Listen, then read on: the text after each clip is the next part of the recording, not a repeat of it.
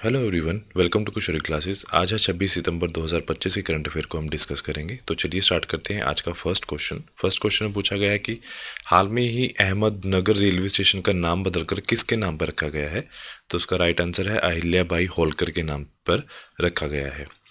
अब क्वेश्चन ये है कि अहमदनगर जो रेलवे स्टेशन का नाम बदलकर अहिल्याबाई रेलवे स्टेशन पर रख दिया है, यह बदलाव किसने किया है। यह बदलाव महाराष्ट्र सरकार ने किया है। और किसके साथ जुड़ के किया है। यह बदलाव उन्होंने भारतीय रेलवे के साथ जुड़कर किया है।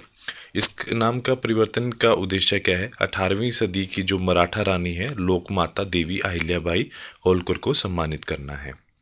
अगला क्वेश्चन पूछा गया है कि हाल में ही लिविंग जो ब्रिज पुरस्कार से किसे सम्मानित किया गया है। तो उसका जो राइट आंसर है कीर स्टारमर जो हैं उनको इससे सम्मानित किया गया है। अब कीर स्टारमर हैं कौन।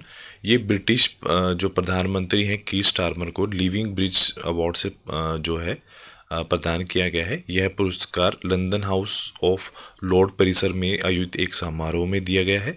यह सम्मान उन्होंने भारत ब्रिटेन द्विपक्षीय संबंधों को मजबूत करने और इंडिया यूके में फ्री ट्रेड एग्रीमेंट को सुनिश्चित करने की उनकी भूमिका के लिए यह पुरस्कार उनको दिया गया है।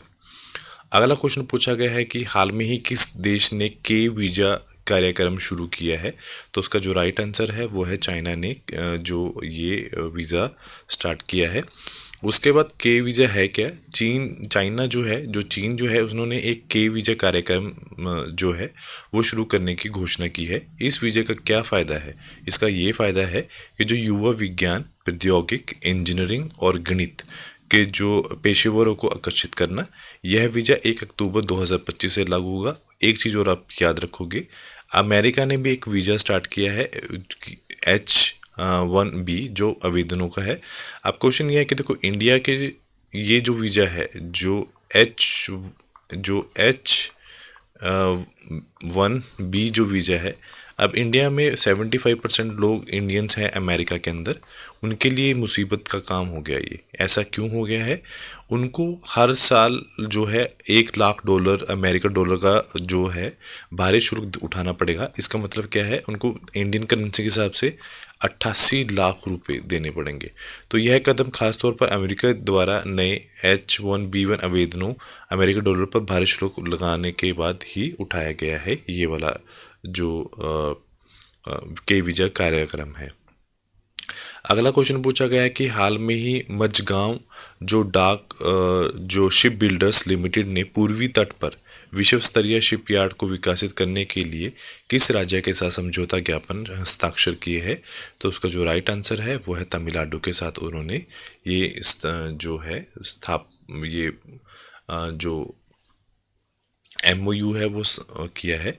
तो मझगांव जो आपका शिप बिल्डर्स लिमिटेड है उन्होंने तमिलनाडु सरकार की निवेश प्रोत्साहन एजेंसी जो है गाइडेंस तमिलनाडु के साथ एक MOU साइन किया है। इसका मुख्य उद्देश्य यह रहेगा कि पूर्वी तट पर एक ग्रीनफील्ड एक विश्व स्तरीय शिपयार्ड्स को विकसित करना रहेगा। अगला क्वेश्चन पूछा गया है कि हाल में ही भारतीय रिजर्व बैंक ने किस गैर बैंकिंग वित्तीय कंपनी NBFC का लाइसेंस रद्द किया है। तो उसका जो राइट आंसर है दाता फाइनेंस एंड ट्रेडिंग जो है उसका जो लाइसेंस है उन्होंने हाल में ही रद्द किया है।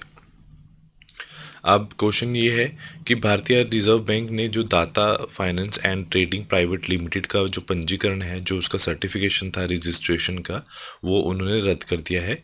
इसके बाद यह अब गैर वित्तीय कंपनी के रूप में अब उनका संचालन नहीं कर सकती। अगला क्वेश्चन पूछा गया है कि हाल में ही जो घरोड़ो गांव किस राज्य का चौथा पूर्णतः सौर ऊर्जा संचालित गांव बन गया है। तो वो गांव है गुजरात का गांव है घरोड़ो। तो उसके बाद क्वेश्चन ये है कि जो गुजरात के कच्छ जिले में पाया जाता है धरोड़ो जो गांव है, राज्य का चौथा पूर्णतः सौर ऊर्जा संचालित मतलब फुली सोलर पावर्ड विलेज बन गया है। इस गांव को संयुक्त राष्ट्र विश्व पर्यटन संगठन UNWTO द्वारा सर्वश्रेष्ठ पर्यटन जो गांव बेस्ट टूरिज्म विलेज के रूप में भी मान्यता दी गई है। घरोड़ो के 81 घर में 177 किलोवाट कुल सौर क्षमता के साथ स्वच्छ ऊर्जा उत्पन्न कर सकते हैं। उसके बाद अगला क्वेश्चन है, हाल में ही एक निधन हुआ है जिनका नाम है डिकी बर्ड, जो है वो किस खेल से संबंधित थे? तो उनका जो राइट आंसर है वो क्रिकेट से संबंधित थे। आप क्वेश्चन ये है कि ये कौन थे? ये एक महान इंग्लिश क्रिकेट एम्पायर थे। डिकी बर्ड्स जो है उनका 92 एज में जाकर उनका निधन हुआ है। वो अपने एम्पायर कैरियर में उन्होंने 66 जो है टेस्ट मैच और 69 वनडे मैच का संचालन किया है। उनका आखिरी मैच टेस्ट मैच था 1996 में लॉर्ड्स में भारत के खिलाफ था। यह मैच खासतौर पर राहुल द्रविड़ और जो सौरव गांगुली के डेब्यूट मैच के लिए उल्लेखनीय था। अगला क्वेश्चन पूछा गया है कि हाल में ही आईसीसी जो महिला क्रिकेट विश्व कप के अधिकृत गीत जो है ब्रिंग इट होम की गायिका कौन बनी है? तो उसका जो राइट आंसर है श्रेया घोषाल उसकी जो है ऑफिशियली सिंगर बनी है। तो अभी जो अंतर्राष्ट्रीय क्रिकेट परिषद ने हाल महिला क्रिकेट जो विश्व कप 2025 में अधिकृत जो गीत है ब्रिंग इट होम जारी किया है। इस गीत को किसने गाया है? श्रेया घोषाल ने गाया है। यह महिला क्रिकेट विश्व कप का 13 एडिशन होगा। यह टूर्नामेंट भारत और श्रीलंका के विभिन्न स्थानों पर 30 सितंबर से लेकर 2 नवंबर तक सितंबर से 2 नवंबर तक आयोजित की जाएगी। अगला क्वेश्चन पूछा गया है कि हाल में ही किस देश ने अंतर्राष्ट्रीय आपराधिक न्यायालय को हटाने की घोषणा की है? तो वो सभी देशों ने की है।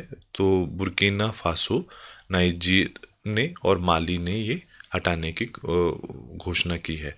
तो हाल में ही उन्होंने घोषणा क्यों की है? क्योंकि उनको लगता है कि वो जो भी इनकी सुनवाई है, जो भी इनके मामले हैं, जो भी इनका न्याय है वो आपस में सुलझा लेंगे। तो हाल में ही बुर्किना फासो, नाइजर और माली तीनों अफ्रीकी देश ने जो आईसीसी है इंटरनेशनल क्रिमिनल कोर्ट को से हटने की घोषणा की है। यह इन देशों का आरोप है कि आईसीसी अफ्रीकी देशों के खिलाफ पक्षपाती है। अब ये देश मामलों की सुनवाई और न्याय अपने अपने राष्ट्रीय न्यायिक तंत्र पर अधिक भरोसा करेंगे। अगला क्वेश्चन है कि हाल में ही भारतीय विश्वविद्यालयों के शोधकर्ता को विश्व के 2% जो है वैज्ञानिकों की सूची में शामिल किया गया है। तो वो विश्व जो रिसर्चर है वो कहाँ से हैं, वो जो साइंटिस्ट हैं वो कहाँ से हैं? तो वो नागालैंड यूनिवर्सिटी से हैं जिनको 2% में रखा गया है।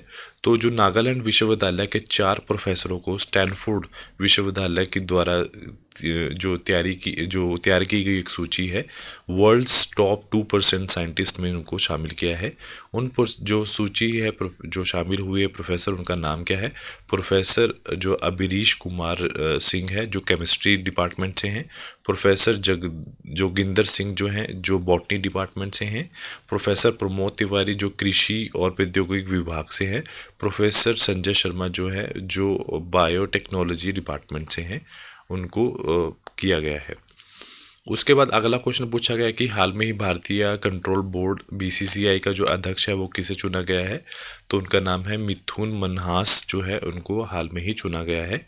तो अभी क्वेश्चन क्या हुआ है कि पूर्व दिल्ली क्रिकेटर जो टीम के खिलाड़ी है मिथुन मनहास को भारतीय क्रिकेट जो कंट्रोल बोर्ड है बीसीसीआई का नया अध्यक्ष चुना गया है। उन्होंने इंडियन प्रीमियर लीग के 3 फ्रेंचाइजियों का प्रतिनिधित्व किया है, दिल्ली डेयर डेविल्स, अब दिल्ली कैपिटल्स बोलते हैं, Pune warriors India, Chennai super Kings. वह बीसीसीआई अध्यक्ष बनने के वाले पहले जो अनकैप्ड खिलाड़ी हैं, यानी जिन्होंने भारत की ओर से अंतर्राष्ट्रीय क्रिकेट नहीं खेला है। अगला क्वेश्चन पूछा गया है कि हाल में ही 80 संयुक्त राष्ट्र महासभा सत्र की जो अध्यक्षता है वो किसने की है? तो उसका जो राइट आंसर है वो एनलेना बैरबाक है जिन्होंने ये अध्यक्षता की है। तो अभी क्या हुआ है, जर्मनी के जो पूर्व सांख्यिकी विदेश मंत्री जो एनलेना बैरबाक है हाल में ही 80वें संयुक्त राष्ट्र महासभा के सत्र की सदस्यता की है। वह पश्चिमी यूरोपीय समूह से यह पद संभालने वाली पहली जो महिला बनी है और साथ में ही महासभा का नेतृत्व करने वाली कुल 5वीं महिला भी हैं। अगला क्वेश्चन पूछा गया है कि हाल में ही समुदाय ने रोश जो नाहक नव वर्ष कहाँ मनाया गया है, तो ये यहूदी लोगों ने, जूइश जो लोग हैं उन्होंने ये मनाया गया है। तो रोश हशना जो है ये यहूदी नववर्ष, जूइश न्यू ईयर है। यह हर साल जो पतझड़ की शुरुआत होती है इसके जो पहली तारीख को मनाया जाता है। तो 2025 में ये 22 से 24 सितंबर तक मनाया जाता है। इस दिन विशेष प्रार्थनाओं का आयोजन किया जाता है। शोफार, शोफार मतलब भेड़ के सींग बजाया जाता है। शहद में डूबे सेब खाने की परंपरा है। यह प्रतीक है कि नए साल मीठा और खुशहाल हो। अगला क्वेश्चन है कि हाल में ही जो केंद्रीय और राज्य सांख्यिक संगठन है COCSSO का जो 29 सम्मेलन हुआ है, जो कॉन्फ्रेंस हुई है, वो कहाँ पे आयोजित की गई है, तो उसका राइट आंसर है चंडीगढ़ में ये आयोजित की गई है। अब क्वेश्चन क्या है, केंद्रीय और राज्य जो सांख्यिक संगठन का जो 29 सम्मेलन हुआ है वो 25 और 26 जो सितंबर को चंडीगढ़ में आयोजित किया जाएगा। और जो सम्मेलन की थीम है वो क्या है, वो स्थानीय स्तर पर शासन को सुदृढ़ करना, strengthening of local level of governance. इसका आयोजन केंद्रीय सांख्यिक और कार्यक्रम कार्यवाहन मंत्रालय द्वारा किया जाता है। और लास्ट का जो क्वेश्चन आज का पूछा गया है कि वो हाल में ही जो प्रीमियर में की गई film Ajay the untold story किसकी बायोपिक है, तो योगी आदित्यनाथ की एक बायोपिक है। तो उस अब फिल्म का नाम क्या है, Ajay the untold story of Yogi. निर्देशक कौन है, रविंद्र गौतम। यह फिल्म उत्तर प्रदेश के जो मुख्यमंत्री है योगी आदित्यनाथ के जीवन पर आधारित की गई है। फिल्म की कहानी शांतनु जो गुप्ता की किताब the monk who become the जो चीफ मिनिस्टर पर आधारित है। फिल्म में अनंत जोशी ने योगी आदित्यनाथ की भूमिका निभाई है और प्रवेश रावल ने जो गुरु महंत आदित्यनाथ की भूमिका निभाई है। तो आज के लिए इतना ही। Do like share subscribe my channel. Thank you so much.